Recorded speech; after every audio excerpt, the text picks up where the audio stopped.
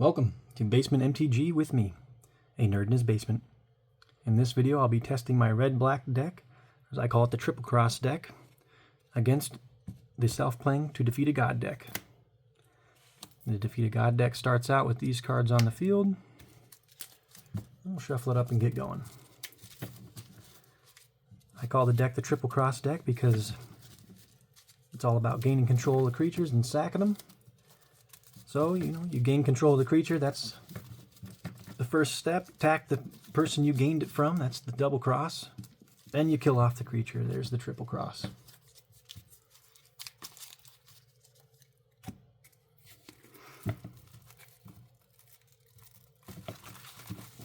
These sleeves are getting a little old, makes it goofy to shuffle this.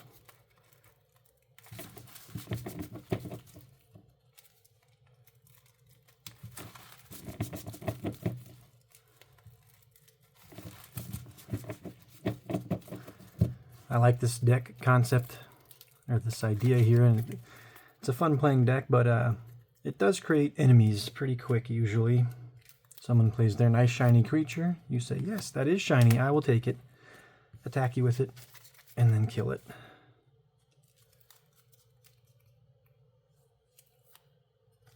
Alright, there's some lands here, so I'll play this, the Dross Pits, can add a swamp, but you can also sack it later to draw a card. I typically play this deck the same way as the Horde deck and take 3 turns.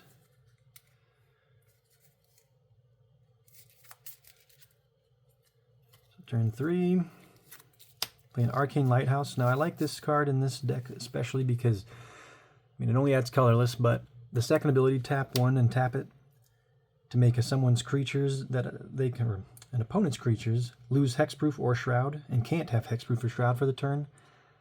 Of course, I'd want that in this deck so I can then gain control of certain things that somebody's trying to have me not gain control of. Or target. First card is an Ecstatic Piper. The Rollicking Throng is the card that it starts out with. It's a 1/3 that when it enters, you do another card off the top. It's usually just 2. And another Ecstatic Piper. These are 2 2s that when they enter, they attack right off the bat. So I'll be taking 4. Now, I did not get a land, which is not good. Now, this deck is different than the Horde deck. If you haven't seen any other videos with it, you don't attack the deck like you do the Horde. You attack the Revelers that are out, or Xenagos, but Xenagos will not leave the battlefield until there are no Revelers left. And to beat this deck, you have to take out Xenagos. So, this card, I almost, in a way, you kind of have to make up certain things for these types of decks. So, like, when it says something like deals damage to a player, in the Horde deck, you can almost consider it being when you deal damage to the deck, as it is kind of its life. You can kind of consider that the player. This, though, is Xenagos himself, in a way, but I sometimes just make the creatures. It's a hard thing to make up certain rules that have to go along with some of the ruling of the cards. Obviously, in a game against actual opponents, you don't have to worry about that, but in this one, it's a little different. But I'll use Furnace Rains, gain control of a creature until end of turn, untap it, gains haste. Whenever the creature deals combat damage to a player or battle, create a treasure. So that's kind of what I'm talking about. You'd almost have to attack Xenagos if you consider him the player. But I'd have to look back at the rules to see what happens when the creature is not strong enough to defeat Xenagos, if it clashes the same way as a creature and a creature, or a creature attacking and blocking. I'm not going to get into all that, so I'm just going to take Ecstatic Piper, untap it. I'm going to consider just any of these cards as the player. All just for the sake of testing the deck anyway. I'm not trying to beat this deck or have it be me. It doesn't really matter. Just trying to test through plays of the deck. So I'll be attacking the other Ecstatic Piper. We'll do 2/2 and a 2/2 and just have them both die. Now there is a hero reward on these. Each player gains 2 life when they die. And it's up in the air sometimes whether I take that reward or not. And I'm just not going to. We'll just keep my life down at 16. But I will get a treasure token in consideration of it being like the player. I'll use that for it. Alright, 2 cards off the top. Another Ecstatic Piper. No. Wild Maenads, however you pronounce that. So 3/1 first strike.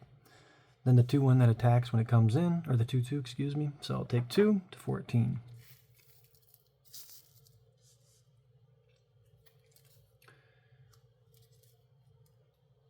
Good old Squee. I drew Squee. I like this card in this deck. If you don't have certain opportunities to gain control of someone else's creature and sack them for those benefits like drawing cards or destroying creatures, well, you can always do it to Squee and just get them right back to your hand at the next upkeep. Gotta keep on doing it over and over. But this time I'm going to use the treasure token for a mountain. Use Traitorous Blood. It is to gain control of target creature. Untap it against haste. I'll do the 3/1 first strike. That way I'll attack the Ecstatic Piper, the 2/2. It's first strike, so it kills this. I'll take the Hero Award this time just for kicks. Then I'll use Village Rites on the 3/1. It's a 1 mana instant as an additional cost to cast it. Sack a creature. Draw 2 cards. And I won't do the Hero Award on that one. That one's Hero Reward is gain 3 life. Now I did get another land, thankfully, so I'll stick that out.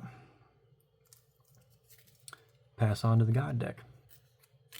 It's a sorcery and a creature, a 4/4. This sorcery says Xenagos Ascended.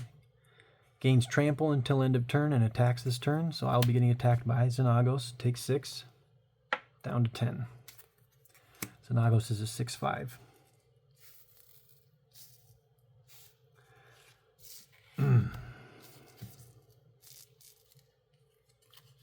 Bloodfell Caves, play that, gain a life. It's good. I was a little short on lands this game, it seems.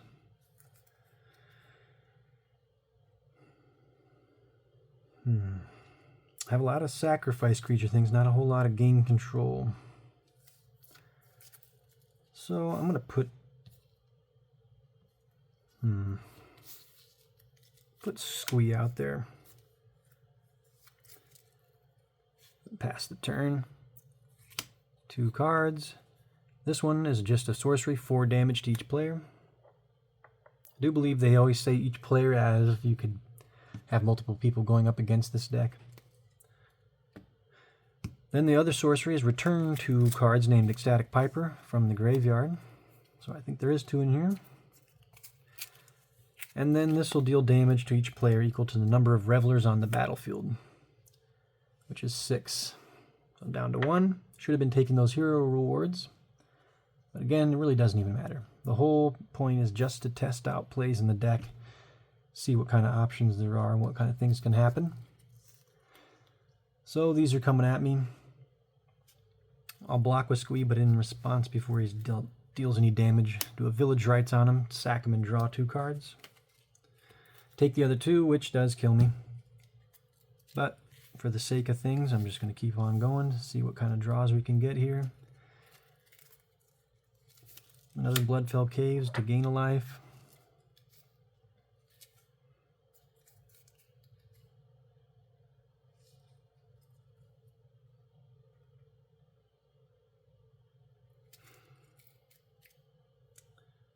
Well,